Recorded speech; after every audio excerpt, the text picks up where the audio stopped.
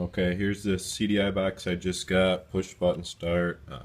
The side that's sparking is the yellow and black wire I got ran to the positive, which is this blue negative here, goes to the other negative.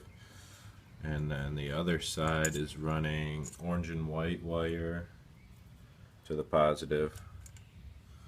I got this white wire here, I can't figure out what it goes to. I was assuming it goes to this other negative. Like I said, I got spark on one side.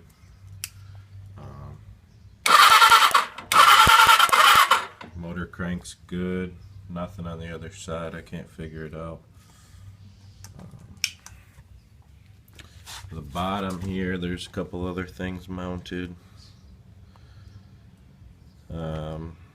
Not 100% sure what they are. They're grounded right here to this aluminum. I was thinking it might be a bad ground, but I'm not sure.